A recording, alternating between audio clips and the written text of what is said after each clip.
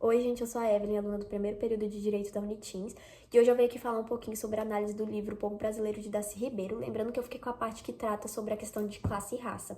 O Darcy, ele inicia essa parte falando sobre a questão da distância social, que já era algo que ele tinha falado nos capítulos anteriores, que é basicamente a existência de uma distância social que separa e opõe as classes dominantes das classes oprimidas, é basicamente os ricos dos pobres.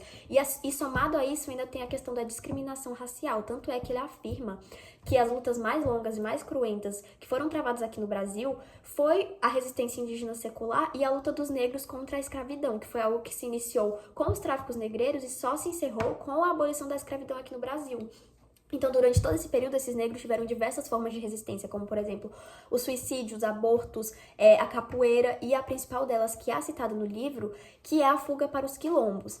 Mas apesar de todo esse movimento contra a escravidão e essas resistências, a luta mais árdua que os negros africanos tiveram aqui no Brasil e os seus afrodescendentes também é a conquista de um espaço como participante legítimo da sociedade nacional, porque apesar desse povo ter contribuído com a constituição da sociedade brasileira, né, do povo brasileiro, eles nunca foram vistos como participantes da sociedade, eles nunca tiveram espaço público aqui no Brasil. Acredito que, principalmente por conta da mentalidade que a população brasileira tinha, já que durante muito tempo a escravidão foi base da economia do Brasil. Não é à toa que quando ocorreu o movimento da abolição, o Império do Brasil também caiu, já que a escravidão era um pilar aqui do Brasil. E também tinha toda a questão da necessidade de industrialização, né, a pressão externa para que o Brasil se industrializasse, até porque aqui foi o último país das Américas a abolir a escravidão. Então a pessoa preta nunca foi vista com dignidade pela sociedade, mesmo após a abolição, essas pessoas não tiveram nenhum tipo de suporte do Estado, não houve políticas públicas, não houve a inserção dessas pessoas na sociedade, elas simplesmente foram substituídas pela mão de obra imigrante, que começou a trabalhar, né, nesses cafeiros, nas fábricas, e se tornaram trabalhadores assalariados. Até porque o Brasil tinha essa necessidade de trazer imigrantes ali, italianos e alemães, justamente para que ocorresse o processo de embranquecimento da sociedade brasileira, né, o darwinismo social. Então, ocorria toda uma propaganda que o Brasil fazia para atrair esses imigrantes, né, já que eles estavam passando por crises econômicas e sociais em seus países, então tinha toda essa propaganda do Brasil ser um país próspero, que tinha oportunidade de emprego, de melhoria de vida, justamente para trazer esses imigrantes para serem os trabalhadores assalariados e também para contribuir com o embranquecimento da sociedade.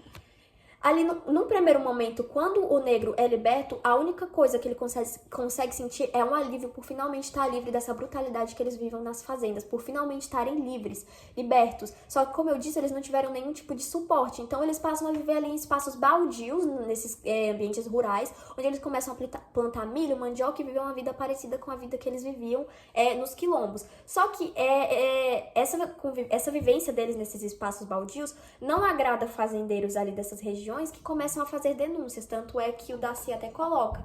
Não podiam estar em lugar algum, porque cada vez que acampavam, os fazendeiros vizinhos se organizavam e convocavam forças policiais para expulsá-los, uma vez que toda a terra estava possuída e saindo de uma fazenda se caía fatalmente em outra. Então, existe esse desprezo em relação à pessoa preta, continua. Foi algo que se iniciou ali com os senhores do engenho, que viam os negros como mera mão de obra, né, mera carga, e que poderia ser explorada, e caso se desgastasse, era só trocar por outra, comprar outra, como se fosse objeto. E essa visão, essa mentalidade, ela é passada para os seus filhos, para os seus netos, só que a diferença é que eles começam a associar essas pessoas negras à preguiça, à criminalidade, à violência, à ignorância, e acreditam que a situação de miserabilidade em que elas estão vivendo é completamente culpa delas e não do sistema de escravidão e opressão em que eles viveram durante milhares de séculos. E aí, mais uma vez, eu vou trazer uma citação do Darcy no livro, que eu acho que retrata muito bem a situação em que os negros estavam passando naquele momento. Negou-lhe a posse de qualquer pedaço de terra para viver e cultivar, de escolas em que pudesse educar seus filhos e de qualquer ordem de assistência. Só lhes deu sobejamente discriminação e repressão. Então, é exatamente esse o cenário que a pessoa afrodescendente está vivendo naquele momento. E como o ambiente rural estava terrível, eles acabam migrando para os centros urbanos, onde eles acreditam que vão ter uma convivência social menos hostil. Então, essas pessoas passam a viver em bairros periféricos, que são chamados cortiços, que eram onde a população mais marginalizada da sociedade viviam. Eram ambientes insalubres, ambientes sem assistência do Estado, e que o restante da sociedade via como regiões que estragavam a beleza das cidades urbanas. Então, ali no período da revolta da vacina, né, na presidência de Rodrigues Alves, ocorre a derrubada desses cortícios para higienizar a cidade e embelezar a cidade. Então, essas pessoas, mais uma vez, ficam sem onde morar e acabam migrando para os morros, que é de onde surgem as favelas, que se multiplicam cada vez mais até hoje, e são ambientes que são insalubres, não tem assistência do Estado, são periféricos, não tem segurança, e é o único local onde essas pessoas conseguiram, de certa forma, sobreviver.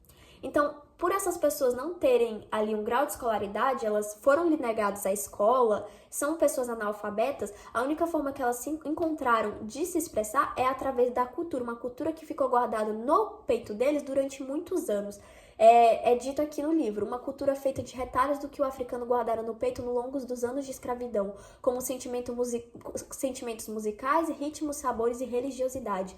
Então, é daí que surge a cultura popular brasileira, a cultura negra, a cultura afro, ela meio que contribuiu para que surgisse a cultura popular brasileira, que daí vem o carnaval, capoeira, o culto ao Iemanjá, as diversas manifestações culturais, gastronomia, música. Então, toda essa riqueza do Brasil vem de grande parte dos africanos, e que são tantas vezes desprezados pelo Brasil. Agora, voltando a falar um pouco da questão do embranquecimento da população, que eu já tinha dito um pouco quando falei sobre a vinda dos imigrantes aqui para o Brasil, sempre teve essa questão de uma pessoa preta só pode ascender socialmente se ela negar suas origens, se ela se tornar branca. O que seria isso? Essas pessoas pretas, elas sempre foram associadas, né, à pobreza, violência, criminalidade, preguiça, então não tem como uma pessoa preta ser talentosa, não tem como uma pessoa preta ser intelectual. Então, toda vez que uma pessoa que fosse preta estivesse ascendendo socialmente, ela passava a se tornar branca. Se ela começasse a conviver com pessoas brancas, se casar com pessoas brancas, estar em ambientes de pessoas brancas, ela ia passar a ser considerada branca pelos outros e por si própria. E só assim ela ia conseguir mudar de vida, subir na hierarquia social.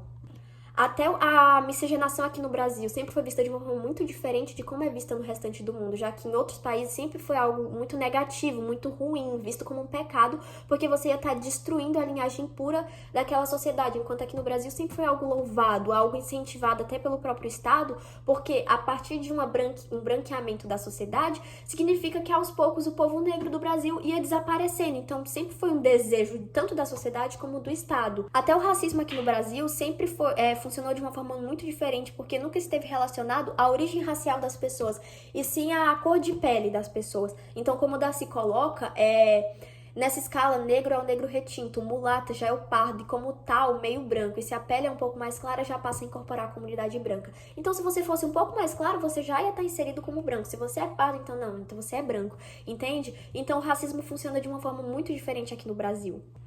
O Darcy finaliza o capítulo fazendo uma crítica à democracia racial de Gilberto Freire, já que ele acredita que ela não é possível se a gente vive um sistema de opressão do negro pelo branco. Ele diz: tudo isso demonstra claramente que a democracia racial é possível, mas só é praticável conjuntamente com a democracia social. E é isso, gente. Espero que tenham gostado.